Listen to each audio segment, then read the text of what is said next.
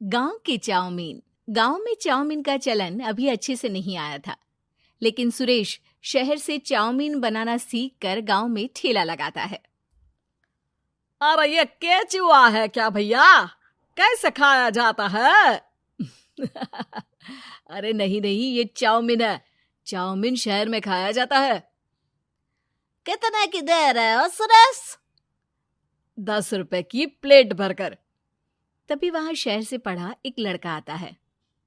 जरा एक plate chowmein तो देना। सुरेश उसे चाउमीन देता है। उसे चाउमीन खाता देख गांव वाले भी उससे चाउमीन ले लेते हैं और खाने लगते हैं। अरे वाह सुरेश भैया, कमाल की बनाए हो। 2 प्लेट मेरे बच्चों के लिए भी पैक कर दो। बस फिर क्या था, सुरेश का ठेला लगता है और चाउमीन खरीदने वालों की लाइन लग जाती है। तभी वहां से गांव का साहूकार होकर गुजरता है। और ये क्या भीड़ लगी है? लगता है झगड़ा हो गया है गांव में। चलूं मैं अभी तो मजे ले लूं। अरे कहाँ है, इतनी भीड़ लगी है यहाँ? लड़ाई हो गई है क्या? अरे साहूकार साहब, ना ना ना, कोई लड़ाई ना हुई है। ये तो सुरेश की दुकान है चाउमीन की। हम लोग चाउमीन खाने आए हैं, आप भी खाइए ना। साहूकार चाउमीन खाता है और सुरेश की तरफ देखता है, जो सारे दिन के पैसे गिन रहा होता है। अरे सुरेश, क्या लागत है इस काम की? अरे साहूकार जी, आप अब आए हैं तो ये पूरे 10,000 रुपए ले जाइए, जो पिछले साल शहर जाने से पहले आपसे लिए थे ना। लागत तो क्या कहे, जो आपने दिया था उसी में सीखा भी है और दुकान भी खोल ली। अरे पैसे इतने जल्दी क्या जरूरत थी? कैसे जरूरत नहीं थी साहूकार जी, इतना मोटा ब्याज कहाँ से भरते। साहूकार को अब सुरेश की दुकान को हड़पने की लालच आ जाती है। नाना करते ये सारे दिन में 500 रुपए कमा ही लेता है। अरे गांव में ये ऐसे ही कमाता रहा तो कहीं ब्याज का काम ना शुरू कर दे। अरे भैया, कोई ना कोई जुगाड़ तो करना पड़ेगा। अब साहूकार घर आ जाता है और अपनी बीवी को सारी बात बताता है। हाँ जी, ये तो मैंने भी सुना है कि सुरेश के हाथ की चाउमीन नहीं खाई तो कुछ नहीं खाया। अरे हाँ हाँ, सही ही कहते हैं। मैं अभी खा कर ही आ रहा हूँ। अरे भाग्यवान है, कितना अच्छा हो ना अगर वो पैसा हम लोगों को मिल जाए। क्यों? हैं? हाँ, वो तो है, लेकिन कैसे? हम लोगों को तो चाउमीन बनाना आता ही नहीं है। साहूकार और उसकी बीवी अब रोज चुपके से सुरेश के घर जाते हैं और खिड़की से उसे चाउमीन बनाते देखते। अब क्या था, दोनों को चाउमीन बनाना आ जाता है। फिर एक रोज, और सुरेंद्र, तुझे साहूकारनी ने बुलाया था। बोल रही थी कि बेटे के जन्मदिन में 10 किलो चाउमीन का ऑर्डर देना है। बना दोगे ना? अरे हाँ हाँ साहूकार जी, मैं जरूर बना दूंगा। कब देना है घर में 10 किलो चाउमीन? अरे वो तो तू घर आकर बता कर लेना, मैं नहीं बता पाऊंगा। ठीक है, शाम को काम निपटा कर आ जाता हूँ। सुरेश साहूकार के घर जाता है, लेकिन वहां मियाँ बीवी मिलकर उसे बंधक बना लेते हैं। अरे मुझे क्यों बांध रखा है? मुझे छोड़ दो। आज से तेरा ठेला मैं लगाऊंगा और बहुत सारे पैसे कमाऊंगा। साहूकार एक आदमी को सुरेश की निगरानी में लगा देता है और वहां से चला जाता है। अगले दिन, अरे साहूकार जी, आप कब से चाउमीन बेचने लगे और अपना ये सुरेश कहाँ गया? और वो तो शहर गया है। उसका कोई काम निकल आया था। बोल रहा था कि जब तक वो ना आए तब तक मैं ही उसके ठेले का काम कर दूं। पैसे भी तो बहुत उधार ले रखे थे उसने।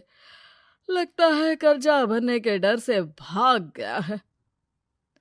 अरे पर वो तो बोल रहा था कि उसने सारा कर्जा उतार दिया है, और वो क्यों भागेगा? इतना तो कमा रहा था। अरे मुझे क्या पता। अरे चाउमीन खाना है तो बोलो, नहीं तो भागो यहाँ से। अरे हाँ हाँ, दे दो दे दो। अब तो चाउमीन खाना पूरे गांव के लोगों के लिए आदत ही बन गया है। ना खाओ तो नींद ना आए। हाँ हाँ, तो लो और निकालो 50 रुपए। 50 रुपए क्यों? सुरेंद्र तो 10 रुपए में देता था। अरे वो पागल था, मैं थोड़ी ना हूँ। गांव वाले, जिनको चाउमीन की लत लग गई थी, वो करते भी क्या। दे दो और ये लो 50 रुपए। लेकिन फिर साहूकार उन लोगों को प्लेट में थोड़ी सी चाउमीन रख देता है। अरे ये क्या, पैसे 5 गुना ज्यादा और चाउमीन बस इतनी सी। अरे साहूकार साहब, भगवान से तो डरो। बस फिर क्या था, साहूकार की मन मर्जी चलने लग जाती है और गांव वाले करते भी क्या।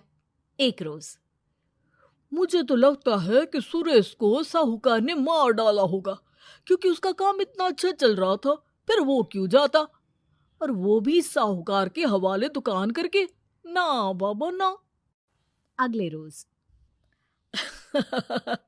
भाग्यवान, देखो तो जरा, इस सुरेश भी ना कितना पागल था। जिस काम से वो ज्यादा पैसे बना सकता था, उससे इतने कम पैसे छाप रहा था।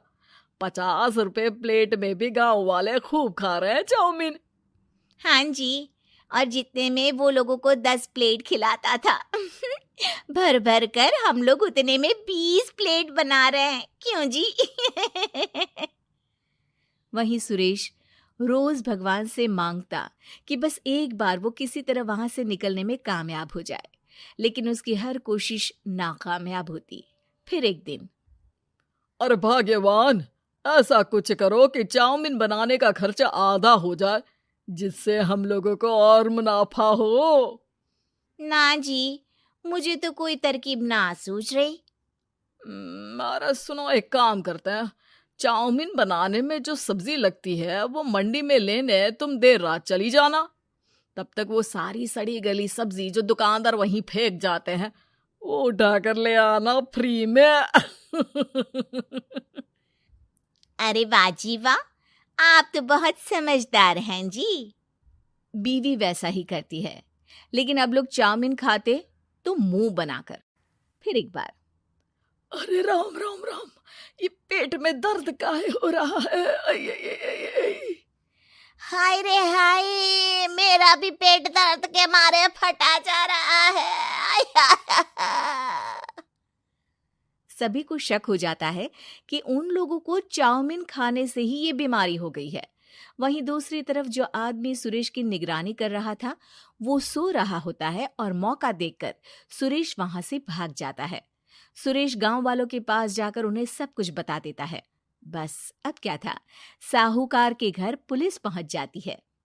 चलो, तुमने गांव के लोगों को खराब सब्जी वाली चाउमीन खिलाकर बीमार किया और सुरेश को बंधक बनाया।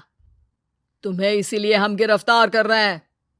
साहूकार को पुलिस ले जाती है और फिर अगले दिन से सुरेश का ठेला गांव के बाजार में लग जाता है, जहां अब पहले से ज्यादा भीड़ होती है।